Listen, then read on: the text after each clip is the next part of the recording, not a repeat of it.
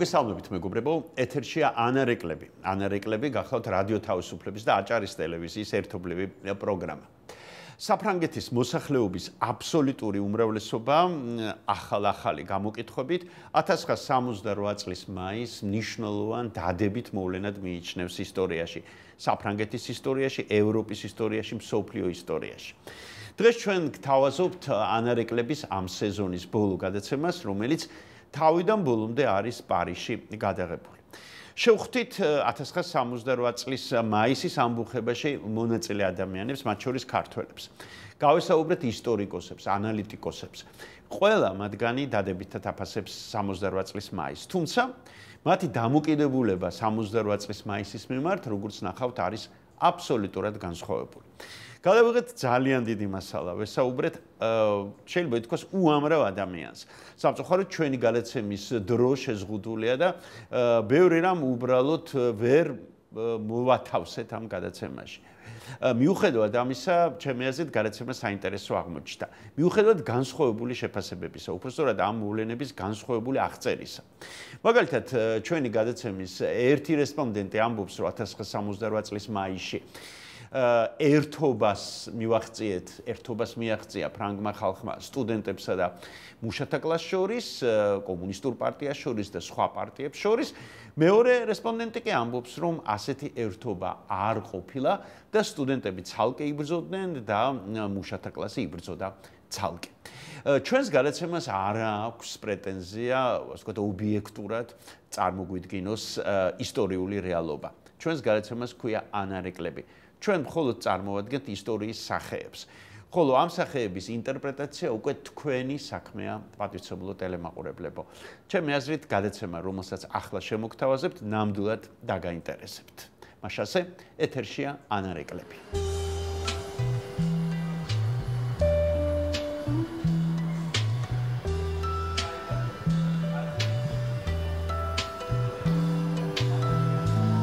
სუპერმარკეტებისა და სავაჭრო ცენტრების ეპოქამ წესი და რიგით არ უნდა მოგვაწყინოს.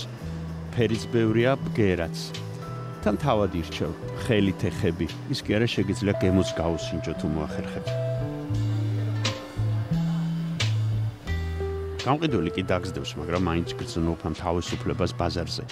არჩევის თავისუფლებას. ეგაა, რომ არჩევანს დათვლა უნდა. ფერად ბაზარზე არა მარტო ფულისგან, არამედ ენერგიისგანაც იცლები. მე შეიძლება ჩამოჭდე ასე და მოიწყინო. დაიღალო ამ ჭრელჭრელი ლამაზად შეფუთული საქონლების გარემოში.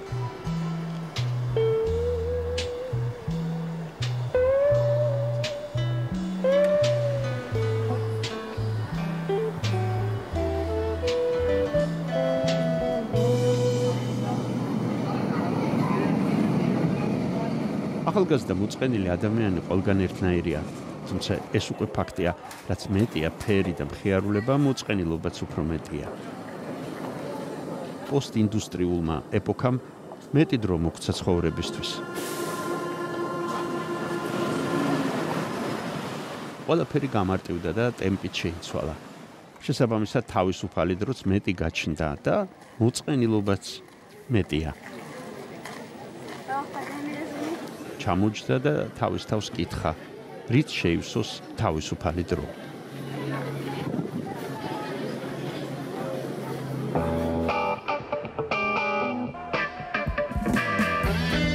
At the time, in mai 61, the French start to be in a strike. Une critique des formes de vie imposées par le capitalisme, en fait. ნახევ თქვა პირველი რექვების სროლა ზუსტად აქ ბულვარ სამიშელზე.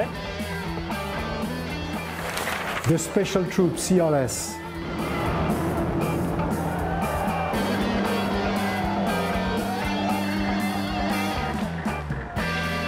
ეს ის ქუჩებია, სადაც ეს ენერგია იფრქვეოდა. 68 წლის მაისის ენერგიის შადრევნები. დღეს აქ თითქმის აღარაფერი დარჩა 68 წლის რევოლუციის. დიახ, შეგვიძლია ვთქვათ მაინც რევოლუციის, რადგან 68 წლის მაისმა შესაძლებელია ვერაფერი უქნა პოსტინდუსტრიულ სუპერმარკეტს, მაგრამ მაინც რაღაც შეიცვალა.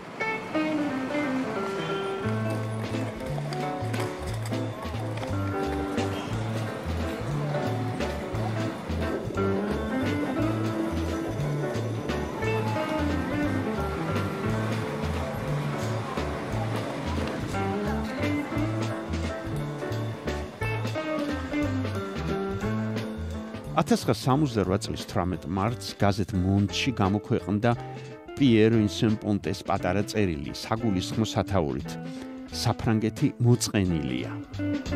ახალგაზრდობა მოწყენილია. სტუდენტები გამოვიდნენ ქუჩაში, პროტესტს აცხადებენ.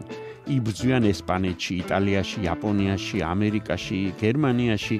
ფრანგი სტუდენტები კი მხოლოდ იმაზე ღელავენ, შეუშვებენ თუ არა გოგონებს ნანტერის უნივერსიტეტის საერთო საცხოვრებელში ბიჭებთან და პირიქით. ისეთი შთაბეჭდილება რჩება, რომ ასე ესმით ადამიანის უფლებები საფრანგეთში. 1968 წლის 18 მარტი. გაზეთი მონდი.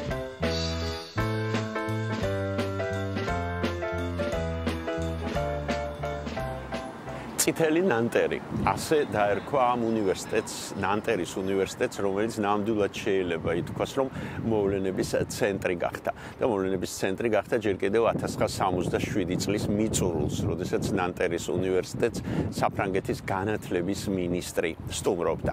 განათლების მინისტრთან შეხვედრის დროს მინის სხვათა შორის აქ აუზი უნდა გაეხსნა, ეს იყო აუზის გახსნის საზეიმო ცერემონიალი, მასთან ახლოს მივიდა ნანტერის ანარქისტთა ჯგუფის, დიახ, ასე ერქვა ამ ორგანიზაციას, წევრი დანიელ კონ-ბენდიტი, სტუდენტი ანარქისტი, რომელმაც მას ჯერ სიგარეტის მოკიდებას თხოვა, ხალხს ამაზე გაეცინა, ხოლო ცოტა ხანში უკვე მოითხოვა ასეთი რამ, სტუდენტ ბიჭებს უნდა ქონოდათ შესაძლებლობა თავისუფლად შეეღწიათ სტუდენტი გოგონების საერთო საცხოვრებელში. ასე გადაიქცა ნანტერის ანარქისტთა ჯგუფი, შეიძლება ასე ითქვას, სექსუალური თავისუფლების თავარ მომთხოვნად. ეს ყველაფერი, როგორც უკვე გითხარით, დაიწყო 1967 წლის მიწურულს, 68 წლის ზამთარში გავრცელდა ხმა, რომ დანიელ კონ-ბენდიტი დააპატიმრეს და ამის შემდეგ, მას შემდეგ, რაც გავრცელდა ეს ხმა, სწორედ აქ სტუდენტებმა დაიწყეს ამბოხება, რომელსაც ცოტა ხანში პარიზი შეუერთდება.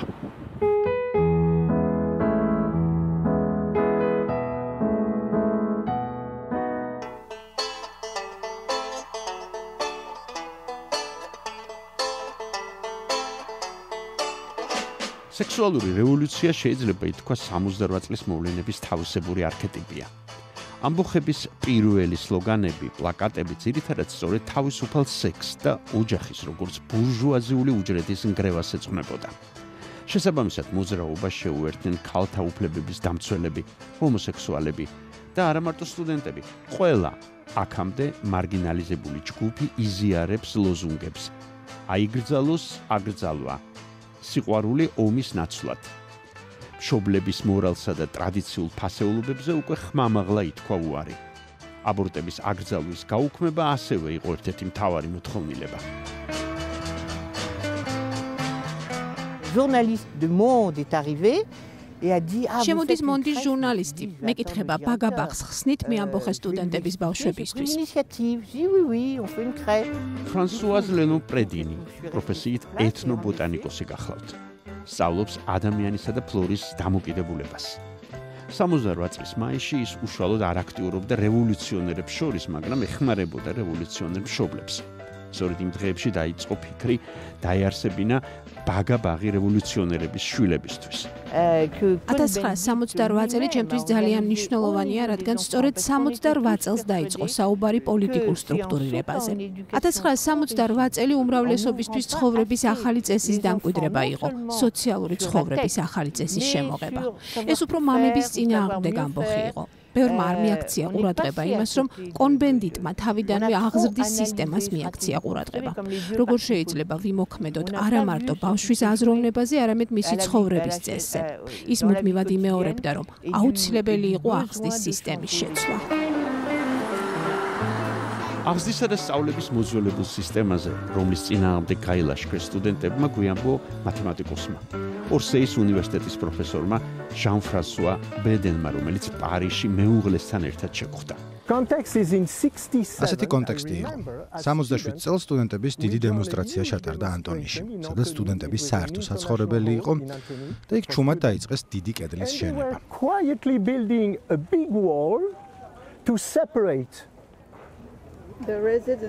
რომელსაც გოგონებისა და ბიჭების საერთო საცხოვრებელი უნდა გაეყო. ამის გასაპროტესტებლად დიდი დემონსტრაცია მოეწყო. We were both students. 68-ში ორივენი სტუდენტები ვიყავით. ორსეს უნივერსიტეტში ვსწავლობდით, რომელსაც ახლა პარიზით 11 ჰქვია. ის ბიოქიმიის ფაკულტეტზე სწავლობდა, მე კი მათემატიკის ფაკულტეტზე. And suddenly it was an afternoon. ერთ დღეს კოლეგებისგან და რადიოდან შევიტყვით, რომ პოლიცია სორბონაში შევიდა. That the police had entered La Sorbonne. It was the first time. ფრანგული უნივერსიტეტის ისტორიაში ეს იყო პირველი შემთხვევა, როდესაც პოლიციამ უნივერსიტეტში შედგა ფეხი. ჩვენთვის ეს სრულიად მიუღებელი იყო. And for us it was unacceptable. ჩვენს მასპინძლებს უამრავი პოსტერი აქვს შენახული, აფიშები, რომლებიც 68 წლის განწყობას გამოხატავენ. გრაფიკა სადაა, მარტივი, განტვირთული და დასამახსოვრებელი. Laissons la peur du rouge. დაეპირუთ ხსეშინოდეს წითლის. La lutte continue, here you are. დღეს უკვე ძნელია გაარკვიო კონკრეტულად ვინაა ყოველი ამ პოსტერის ავტორი. All together. ყველამ ერთად უნდა ვიბრძოლოთ ჩვენი მომავლისთვის. Assurons, let's make sure our future. We must fight. ნამდვილად შეიძლება ითქვას, რომ ეს სახალხო ხელოვნებაა. ყველაზე ხშირად პოსტერებში პოლიცია ჩდება, როგორც გმირი. Okay, you see. როგორც ხედავთ, ეს პოლიციის სპეცდანაყოფის წარმომადგენელია. The special troop CRS. The guy მამაკაცი ჩაფხუტით და ნიღბით. and the mask. პოლიცია სახლში გყავთ და ყოველ საღამოს 20 საათზე გელაპარაკებათ. აქ უკვე ტელევიზიის მიმართ ქილიკი იწყება. ტელევიზიისა, რომელიც ჩვენი მასპინძლების თქმით დიდხანს იდგა ხელისუფლების მხარეს. Le Figaro, Figaro, Le Parisien, Parisienne, Le Nouvel Observateur, Avrora. France ce soir. L'aurore, vous avez. ზოგი მათგანი აღარც არსებობს, მაგრამ უმეტესობა დღესაც გამოდის. Most of them are still there. და ხედავთ რა You see წერია what's წითლად. written? In red. To our legitimate request. ჩვენს კანონიერ მოთხოვნებზე დეგოლი პასუხობს ფაშიზმით. Fascism. This one is pretty. ეს ძალიან მკაცრია. თუმცა თავიდან მეამბოხეებმა განსხვავებული პოსტერები გაავრცელეს. გაიხსენით თქვენი ტვინები, ისევე როგორც შარვალს იხსნით. გოგოებო, გაიხადეთ ლიფები, ეს უფრო რევოლუციურებს გაგხდით.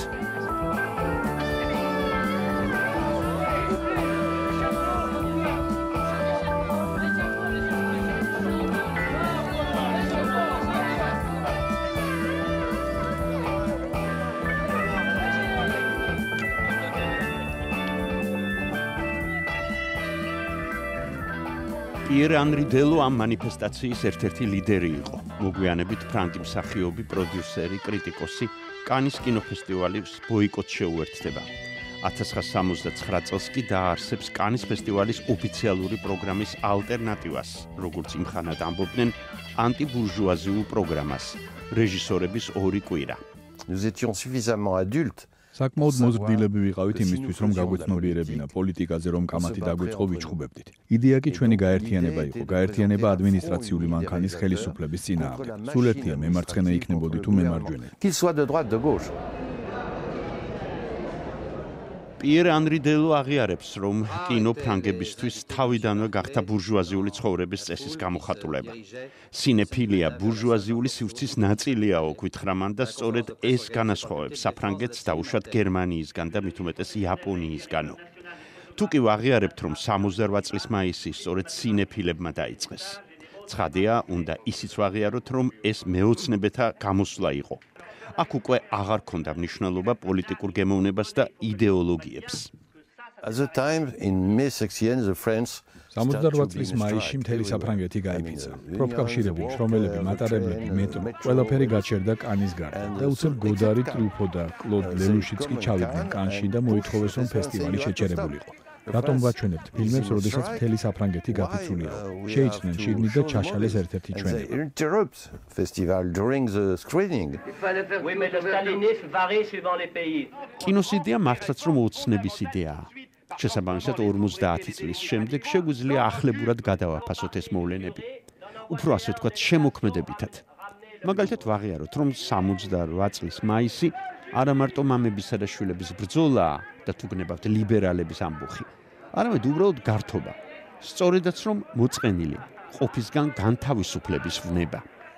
Quand c'était arrivé les vacances, ils sont partis en vacances. მანიფესტაციების დასრულება არ დადეგების დაწყებას დაემთხვა. ბევრი ფრანგი იწყებდა ამბოხებას, მაგრამ არა შვებულების დროს. გაფიცვა, როცა ვმუშაობ, კი ბატონო, მაგრამ არასდროს შვებულების დროს. მე იქვე ვცხოვრობდი და უნდა გითხრათ, რომ შესანიშნავი იყო ყველაფერი. ყველა გარეთ იყო, არავინ მუშაობდა, საღამოს ბარიკადებს აშენებდნენ. პოლიცია სტუდენტებს საღამოს აპატიმრებდა, დილით ათავისუფლებდა. ხალხი არ ჩერდებოდა, მერე ისევ თავიდან იწყებოდა ყველაფერი. თამაშს გავდა ეს. კი ზოგიერთ სტუდენტს მართლა სწამდა პოლიტიკური ლოზუნგების, მაგრამ უმრავლესობას არა. ჩემი აზრით, ხალხი უფრო ერთობოდა. ეს იყო ამბოხებით გართობა, რასაც გვინდა იმას ვაკეთებთ. როცა სტუდენტები ქარხანაში მივიდნენ, მუშებს უთქვამთ, ესენი აქ რას აკეთებენ, ესენი ხომ ბურჟუები არიან, ნუ ელაპარაკებით ამათ. ჩვენ გვინდა დაველაპარაკოთ ხელისუფლებას, რათა მოგვიმატონ ხელფასები. სერიოზულ კავშირზე მუშებს, ინტელექტუალებსა და სტუდენტებს შორის მიჭირს ლაპარაკი. და ეს გრძელდება დღემდე. მუშებმა არ მიიღეს ეს ბურჟუების შვილები, რომლებიც მშობლებს უხსნიდნენ, რას ნიშნავს იყო რევოლუციონერი. მაგრამ ამ ხალხს არ უნდოდა რევოლუციონერობა, მათ უბრალოდ უნდოდათ უკეთესი ცხოვრება. ეს არის და ეს. სტუდენტები კი საყვარელი მეოცნებეები იყვნენ. სტუდენტობა ხომ ოცნების ასაკია. ბუნებრივია ეს. ოცნება ხშირად ბადებს უფრო თავისუფალ თაობას ვიდრე მანამდე. Je crois que c'est le d'avant. სამაის სტუდენტურმა მოძრაობამ უკვე მასობრივი ხასიათი მიიღო. ახლა უკვე ძნელი გასარჩევი გახდა, ვინ შეუერთდა მეამბოხეთა ტალღას. ტროცკისტები, ანარქისტები, მაოისტები. ყველა ერთად აცხადებდა პროტესტს დეგოლის მთავრობის მიმართ. და რაც ყველაზე საინტერესოა, როგორც პიერ ანრი დელომ აღიარა, სტუდენტებს შორის თითქმის არ იყვნენ ისინი, ვინც ამბობდა. ამის გვერდზე როგორ დავდგები. სოლიდარობა მოედო სორბონას და ლათინურ კვარტალს მთლიანად. სტუდენტებმა თავიანთ თავს თავდაპირველად ახალი მემარცხენეები უწოდეს, ფრანგი ინტელექტუალები მათ თავიდანვე შეუერთდნენ, მაგალითად მიშელ ფუკო და ჟან-პოლ სარტრი, მაგრამ აღსანიშნავია, რომ საფრანგეთში ყველაზე ორგანიზებული მემარცხენე ძალა, საფრანგეთის კომპარტია, თავიდან დასცინოდა სტუდენტების ამბოხს და ბურჟუა მამიკოების შვილების ამბოხს უწოდებდა. კომპარტიის ლიდერი ჟორჟ მარშე პირდაპირ ამბობდა, რომ ამ სტუდენტებს მალე დაავიწყდებათ რისთვის იბრძოდნენ. როცა დადგება დრო, უხელმძღვანელონ მამიკოების ფირმებს და თავად დაიწყონ მუშათა კლასის ექსპლუატაცია.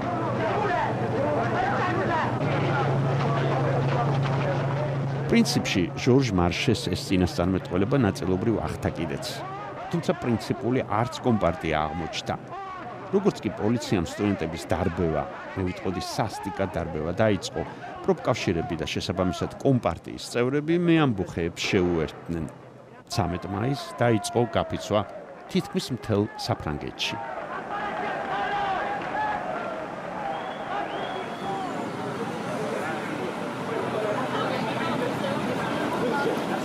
შარლიურევიჩი, ისტორიკოსი, პუბლიცისტი, ჟურნალისტი, პარიზის აღმოსავლური ენებისა და კულტურების უნივერსიტეტის პროფესორი.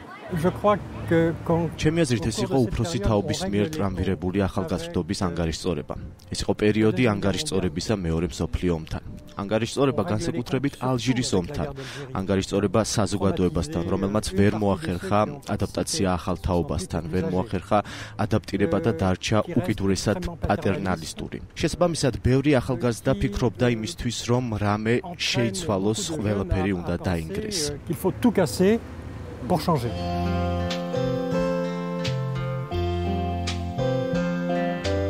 თუმცა შარლიურევიჩი არ თვლის, რომ ეს იყო მხოლოდ და მხოლოდ თაობების დაპირისპირება და მამიკოების წინააღმდეგ ბრძოლა.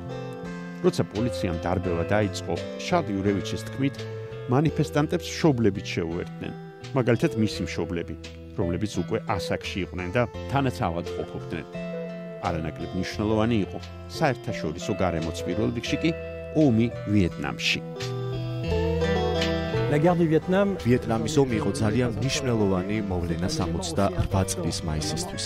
მთელი ევროპა იყო ამ დროს ვიეტნამის ომის წინააღმდეგ. ცხადია, ეს პროტესტიც განსხვავებული იყო.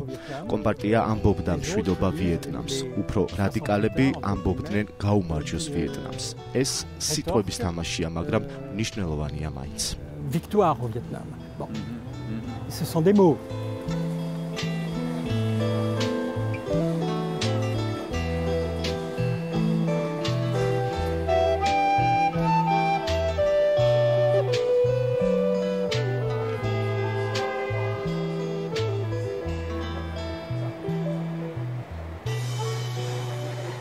ეს არის მიშელ პრინცის ქუჩა და შეიძლება ითქვას ერთ-ერთი ქუჩა, სადაც ყველაზე უფრო მეტად რადიკალური მოთხოვნები გაისმა სტუდენტების და ყველაზე მეტი სისხლი დაიღარა. აქ ყველაზე სასტიკი იყო სტუდენტების შეტაკება პოლიციასთან. ყოველ შემთხვევაში ამით გამოირჩეოდა ეს დღეს ძალიან მშვიდი ქუჩა მაშინ. სხვა შორის აქ გაჩნდა იდეა პირველად, როგორც ახლა ყვებიან ავტომობილების დაწვისა. ავტომობილების დაწვა შეიძლება ითქვას, რომ პარიზელების, მე ამბოხე პარიზელების ამბოხების ერთ-ერთი სახე იყო. მიხეილ გოგიტიძე-მდივანი და მისი და ლია გოგიტიძე-მდივანი ქართული დიასპორის წევრები საფრანგეთში იმხანად ლათინურ კვარტალში სწორედ იქ ცხოვრობდნენ, სადაც პოლიციამ ყველაზე მეტად იძალადა. ბატონი მიხეილი დეტალურად გვიამბობს, როგორ დაუკეტეს კარები ამ რაიონში მცხოვრებლებმა ბურჟუებმა დემონსტრანტებს, როცა ისინი პოლიციას გაუგებდნენ დემონსტრაციის დარბევის დროს. და იმასაც, რამდენ სტუდენტს გაუხსნეს კარი და ღამე გაათენებინეს. ეს ქუჩა მიდის სორბონამდე და აქ გადის ბულვარ შან-მიშელზე. ჩვენ მეოთხე სართულზე ვცხოვრობდი და იქიდან ვიყურებდი დემონსტრაცია. და ვნახე, თქვა, პირველი ქვების სროლა ზუსტად აქ ბულვარ შან-მიშელზე. დაახლოებით 1 თვე და 1 თვე ნახევარი მთელი საფრანგეთი გაჩერდა. ჯერ უნივერსიტეტი, მერე ქარხნები და აღარ იყო ბენზინი, მოძრაობა შეძნელი იყო და ორ ღამეს შემოვიდნენ ჩვენ ბინაში ახალგაზრდები დემონსტრაციის მიტინგის მერე და პოლიცია ესროლა ერთი გაზ ლაკრიმოგენე. ეს გაზი ამოვიდა ჩვენ სადარბაზოში და სტუდენტები ამოვიდნენ, რეკავდნენ ყოველ კარებზე, მხოლოდ ერთადერთი კარი გაიხსნა, ეს იყო ჩვენი ბინა. ბებია ცხოვრობდა ჩვენთან, დეიდა ნინო, დედა, მამა, ლია და მე და გავაღეთ კარი და შემოვიდნენ და ერთ ღამეს მთელი ღამე გაატენენ, რადგან აქ იდგო პოლიცია, იქ იდგო პოლიცია და სტუდენტებს არ შეეძლო გამოსვლა ბინიდან, თორემ პირდაპირ წაიღებოდნენ პოლიციას სასახლეში ან პირდაპირ ციხეში. მე 18 წლის ვიყავი, როცა დაიწყო ეს ამბები და ლიცეიში მივდიოდი ფენლონს, ბულვარ სან-მიშელის ქვეშ. ხო და ბაშოს ვატარებდი. და ძნელი იყო ჩემთვის, ვინაიდან სწავლა, გარეთ გასვლა. ოღონ რაც მახსოვს არის, რომ როცა ავდიოდი და ჩამოვდიოდი ჩემ გიმნაზიაში, ლიცეიში, საბუთები მჭიროდა, ვინაიდან არავინ არ გადიოდა, თუ არ ცხოვრობდა ბულვარ სან-მიშელზე. საღამოს ჩვენი გარდიენი გამოიტანდა ნაგავს. და ნაგავი იყო ორი თლიანი, ერთი სახურავი და შიგნით ნაგავი. და სტუდენტები როცა ხედავდნენ ამ ნაგავს და წაიღებდნენ სახურავს. და როგორც ბუკლიე, არ ვიცი როგორ არის ქართულად, ის მიიდებოდნენ აქა, რომ პროტექცია ქონდათ.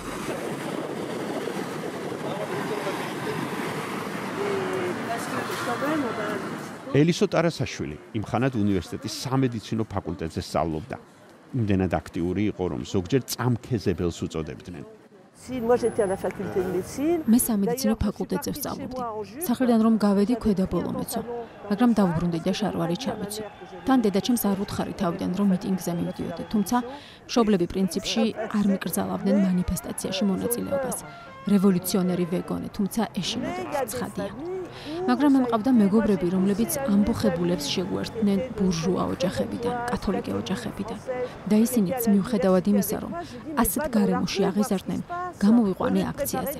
ამიტომ მეუბნებოდნენ: ელისო, შენ წამქეზებელი ხარ?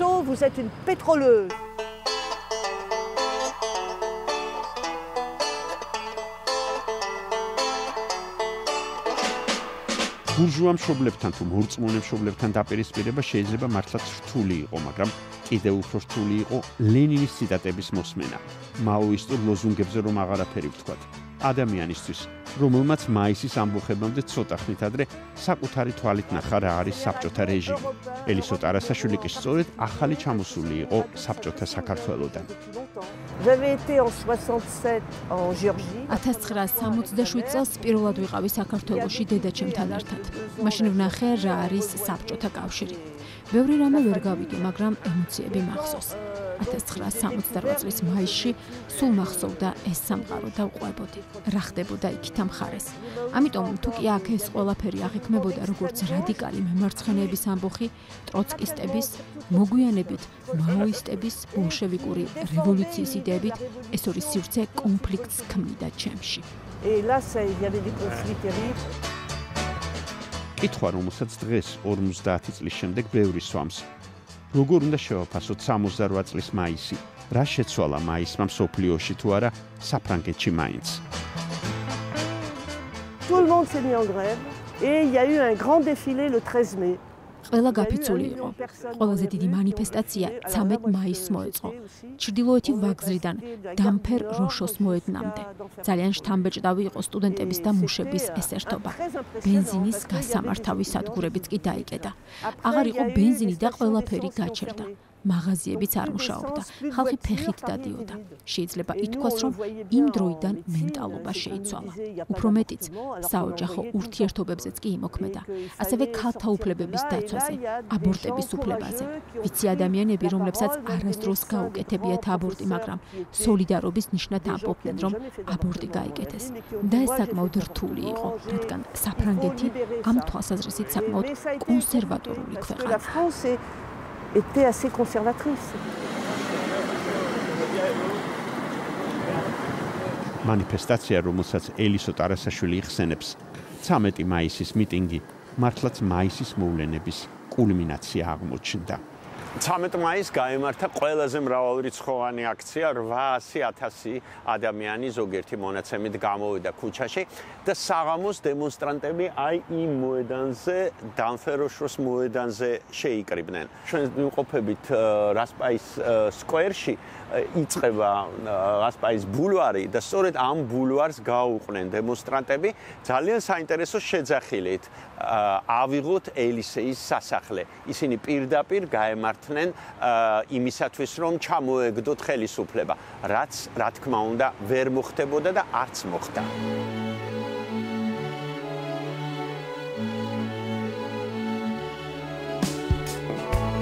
იმ დღეს პარიზში უკვე აღარაფერი მუშაობდა.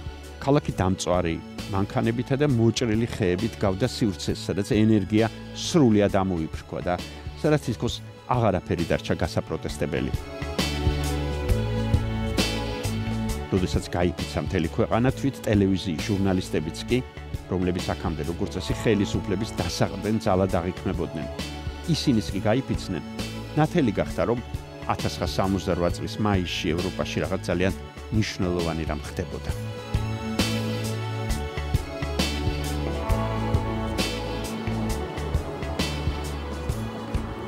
ეს არის ინსეგინი, კუნძული, რომელსაც ახლა უკვე არტ კუნძულს უწოდებენ. ახლახანს აქ დასრულდა მშენებლობა გრანდიოზული არტ კომპლექსისა, სახელოვნებო ცენტრისა.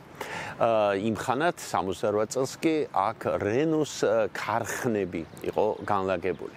ბევრი არც მოელოდა იმას, რომ როგორც კი მანიფესტაცია დაიწყო 68 წლის მაისში, როგორც კი ამბოხება დაიწყო, ამ ამბოხებას სტუდენტების ამბოხებას შეუერთებოდნენ მუშები რენოს ქარხნიდან და როგორც უკვე გითხარით, პროფკავშირები. პროფკავშირებმა გამოაცხადეს გაფიცვა პირველ რიგში აქ და სწორედ აქ შეიძლება ითქვას, რომ გადავიდა პოლიტიკური და ეკონომიკური ცენტრი მეამბოხეებისა. ანუ აქ ხდებოდნენ პროფკავშირების სტუდენტებს, პროფკავშირების აქტივისტების სტუდენტებს და სწორედ აქ ჩამოყალიბდა ფორმულა, რომელსაც მაშინ უწოდეს 40-60-1000. 40 გახლავთ 40 სამუშაო საათი კვირაში, 60 საპენსიო ზღვარი და 1000 ფრანკი მინიმალური ხელფასი. ამას ითხოვდნენ პროფკავშირები ხელისუფლებისაგან. ამასობაში ავღანეთიდან ჩამოვიდა პრემიერ-მინისტრი ჟორჟ პომპიდუ, რომელიც მეამბოხეებს უნივერსიტეტის გახსნას და დაპატიმრებული სტუდენტების განთავისუფლებას დაპირდა. თუმცა ამბოხებულების შეჩერება სულ უფრო და უფრო ძნელდებოდა. პარიზის სოციალური მეცნიერებების უმაღლესი სკოლის თანამშრომელი, ისტორიკოსი, სოციოლოგი ივ კოენი დიდი ხანია იკვლევს მე-20 საუკუნეში საპროტესტო გამოსვლების ისტორიას, ძალაუფლების ფორმებსა და კონცეფციებს, შრომის ორგანიზაციას და ლიდერის კულტურის ფორმირებას. Je pense que 68 était une critique du 68 წელი მე-20 საუკუნის თავისებური კრიტიკაა.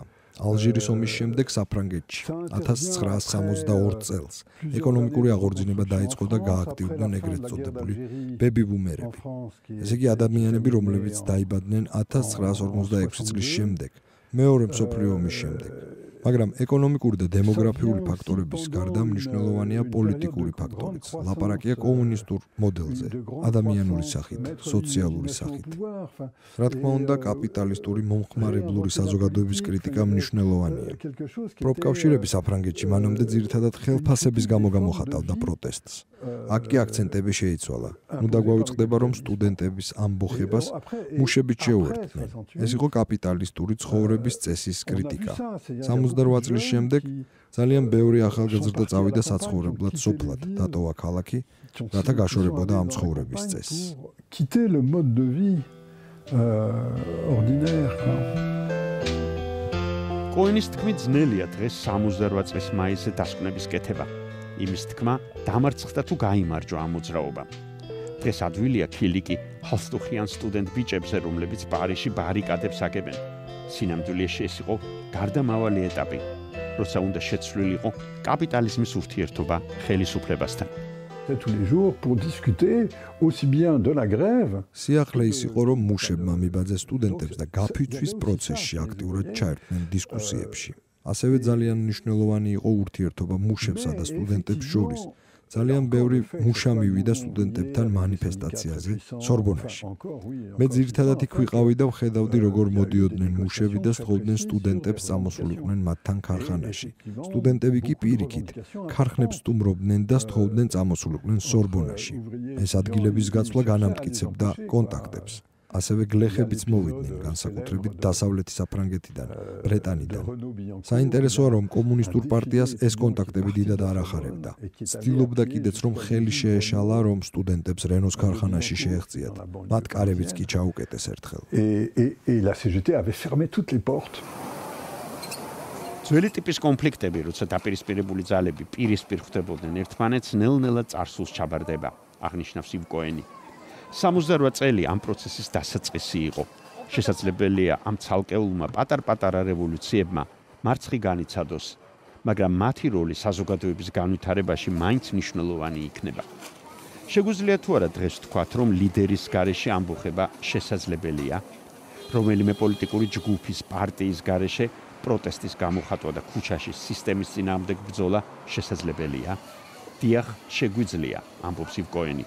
და სწორედ ამაშია 68 წლის მაისის მნიშვნელობა. Je pense que aujourd'hui დღეს 50 წლის შემდეგ ისტორია სხვა მიმართულება აქვს. კაპიტალიზმმა შეცვალა წარმოების სისტემა. დიდი ქარხნების რიცხვი ევროპაში შემცირდა.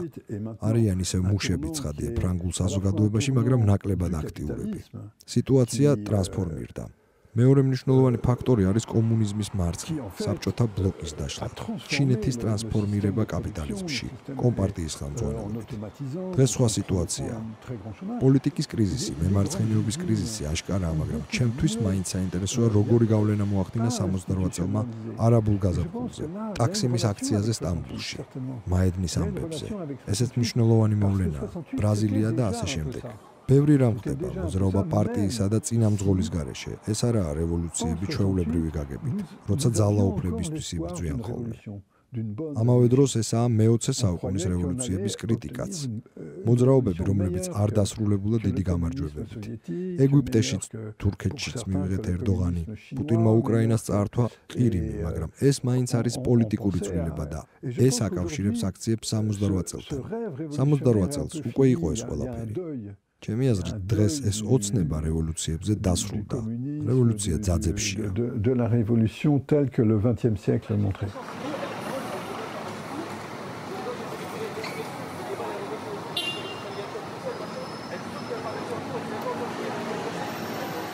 ეს არის ოდეონის თეატრი ლათინურ კვარტალში და შეიძლება ითქვას ადგილი, სადაც იკრიბებოდა არტისტული ელიტა და არტისტები, რა თქმა უნდა, რევოლუციონერებთან ერთად. ისინი ღამეებს ათენებდნენ, როგორც აღნიშნავდნენ ხშირად, აი ამ შენობაში. ოდეონის თეატრის გარშემო არის რამდენიმე კაფე, რომელიც საფრანგეთის ბურჟუაზიულ რევოლუციას გვახსენებს. აი აქ არის კაფე ვოლტერი, ცოტა ქვევით არის კაფე დანტონი.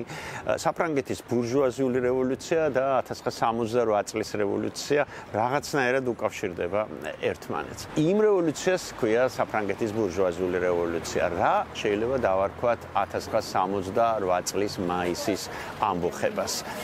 ასევე ბურჟუაზიული რევოლუცია, სტუდენტების ამბოხი თუ ინფანტილური ამბოხი.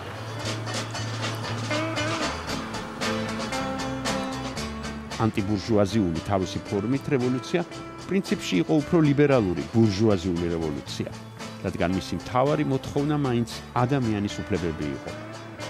იქნებ თეატრალური რევოლუცია სანახაობა იყოს ყველაფერი. ასეთი სანახაობები ხომ ახსოვს ისტორიას, როცა მოწყენილი ადამიანი უბრალოდ გამოცოცხლდება ხოლმე გაზაფხულზე, გაზაფხულის ყვავილივით და ეს დაგროვილი ენერგია ამოიფრქვევა.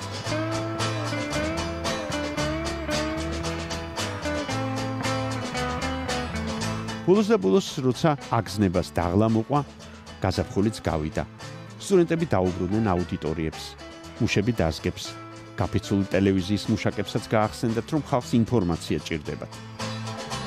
ამ დროს მით უფრო მრავალმნიშვნელოვანი იყო დე გოლის სიტყვები. რეფორმებს კი, კარნავალს არა. ივნისში საფრანგეთის პრეზიდენტმა დაშალა პარლამენტი და დემონსტრანტების მოთხოვნა შეასრულა. ახალი არჩევნები დანიშნა. ივნისის ბოლოს გაირკვა, რომ გოლისტებმა არჩევნებში გამარჯვება მოიპოვეს.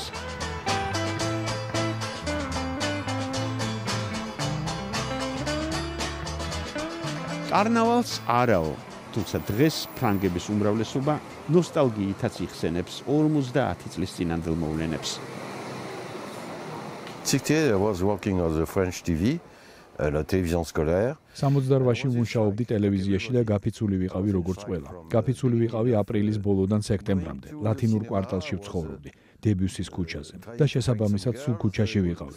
ფრანგ რეჟისორებთან ერთად დავდიოდი კინოში, გოგოებს დავსდებდი, მოკლედ იდეალური იყო. ეს იყო საუკეთესო შვებულება. ყველა სოციოლოგიური გამოკითხვით ფრანგების აბსოლუტური უმრავლესობა ამბობს, რომ 68 წლის მაისმა შეცვალა სამყარო. მაგალითად, ევროპაში გაზარდა პროფკავშირების როლი და მნიშვნელობა. ხალხმა დაიწყო პოლიტიკაზე ლაპარაკი, პოლიტიკაზე კამათი. აქვე დასავლეთში იმის გააზრებაში მაინც დაეხმარა, რომ მომხმარებლური საზოგადოება აგებულია ზოგჯერ უჩინარ მოძალადეზე, რომელიც წარმატებით აგრძელებს ჩვენს მართვას. და დეინდუსტრიალიზაციის პროცესი, რომელიც ცოცხალ სამუშაო ძალას უკვე ზედმეტად მიიჩნევს, შიმშილის ზღვარზე ტოვებს 100,000-ობით ადამიანს. ემიგრანტებზე რომ აღარაფერი ვთქვათ. ეს დასავლეთში. აქეთ კი მოძალადე შეიძლება სავსებით კონკრეტული იყოს. მას სახელიც ჰქონდეს და გვარიც. აქეთ საქართველოში თუნდაც სხვა შინაარსი აქვს ყოველ ამბოხს. აქეთ რევოლუციაც კი ისე დასრულდა წარმატებით, რომ არათუ მსხვერპლი არ იყო, ერთი მანქანაც კი არ დამწვარა. მაგრამ ფორმით, პათოსით, სიმღერებით და რაც თავარი არსებული სისტემის დანგრევის მოწოდებით 68 წლის მაისი არაერთხელ განმეორდა შემდეგ ისტორიაში, მათ შორის აქ, ქვეყანაში, სადაც რევოლუციას ხავერდოვნად აწყობენ, უпростоრად აწყობდნენ.